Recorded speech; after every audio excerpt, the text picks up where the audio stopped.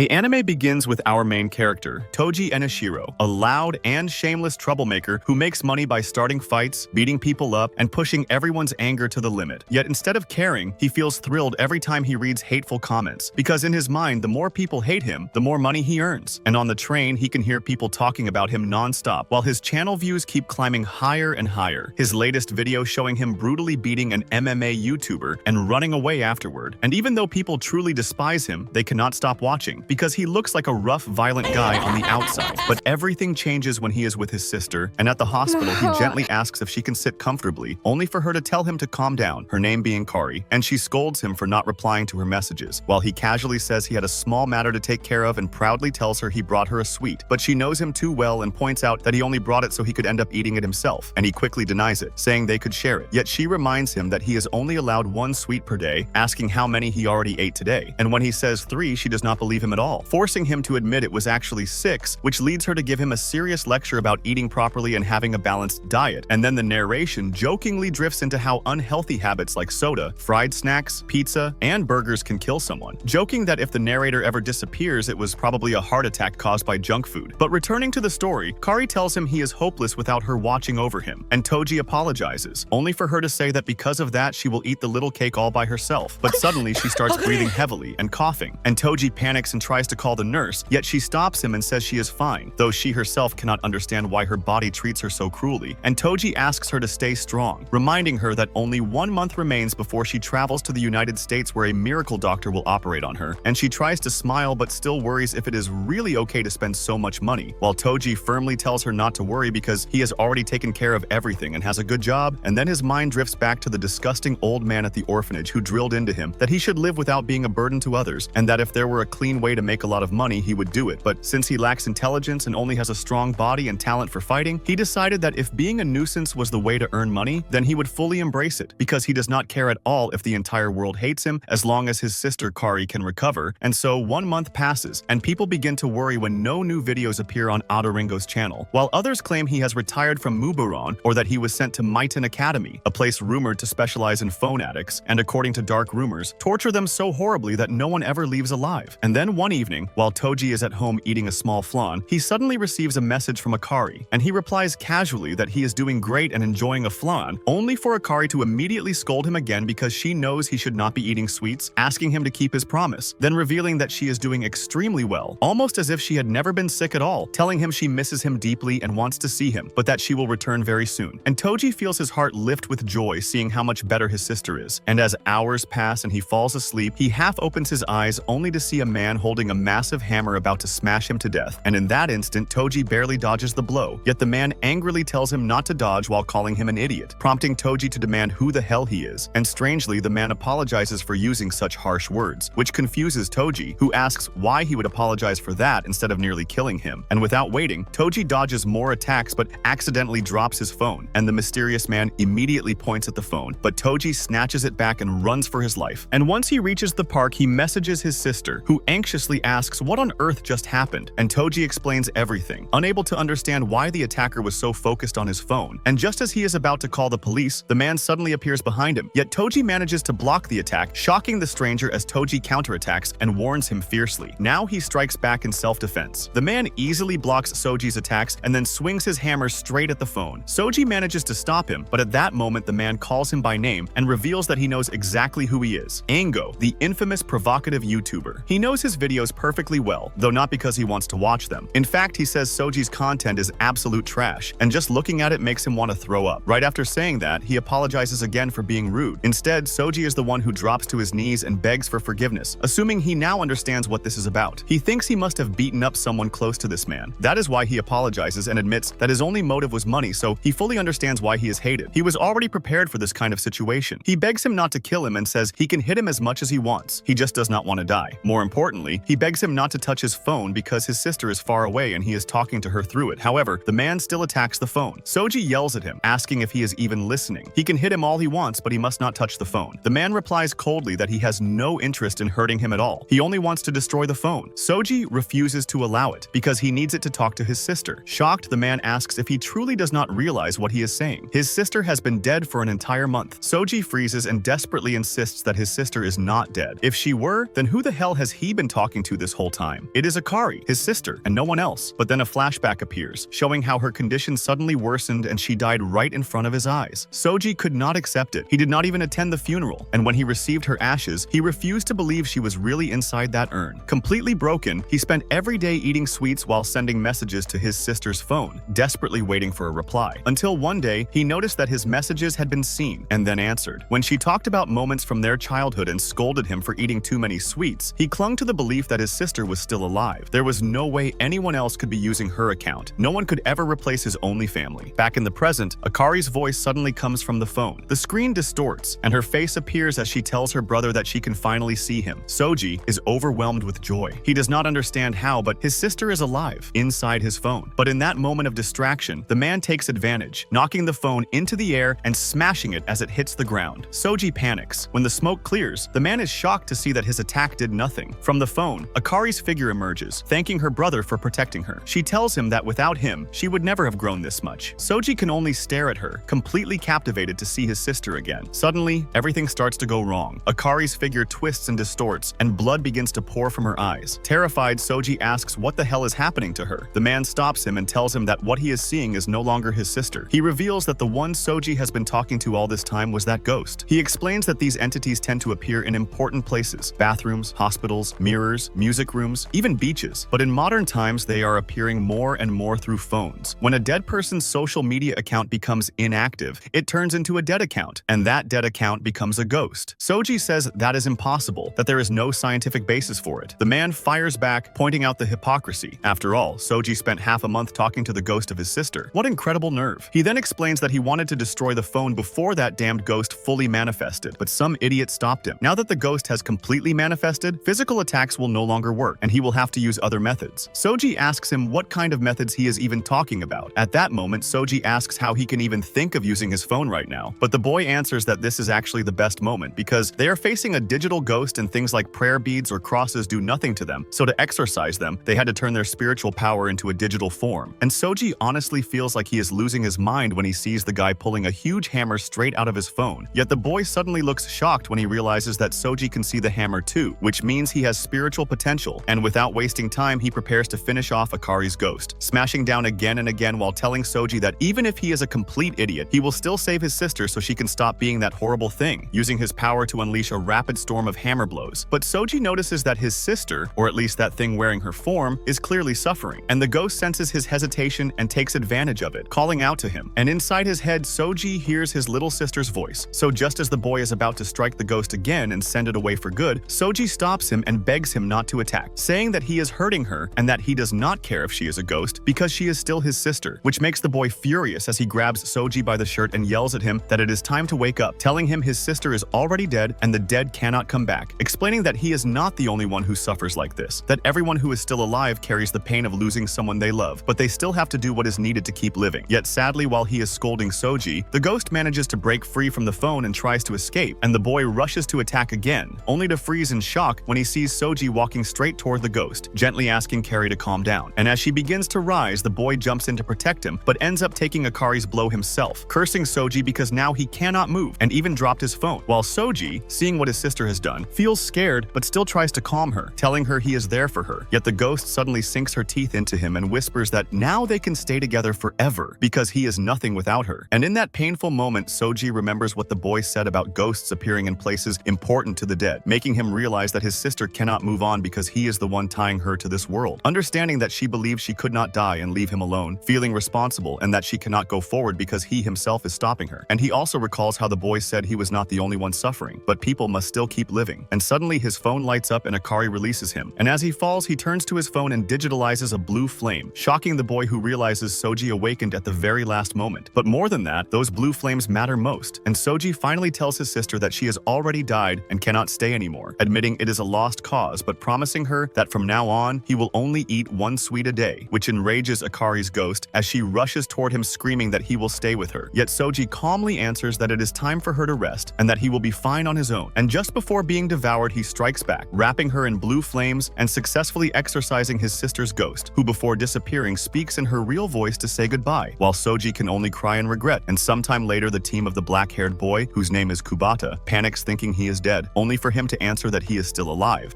While while the rest scold him because the ghost came from a new account and should have been easy to defeat, making it disappointing that a poor kid had to exorcise his own sister, which offends Kubata, though he reveals that the boy has a fire-based spiritual power, making the team sigh since offensive types are not rare, until Kubata adds that his flames are blue, shocking everyone, with some wondering what they should even do with him, and the team's master finally saying they will take him to Maiden Academy, where once he arrives, it will be up to him to learn or die. And with Tot episode 1 comes to the end, so if you want to continue this series, so don't forget to like and subscribe the channel now.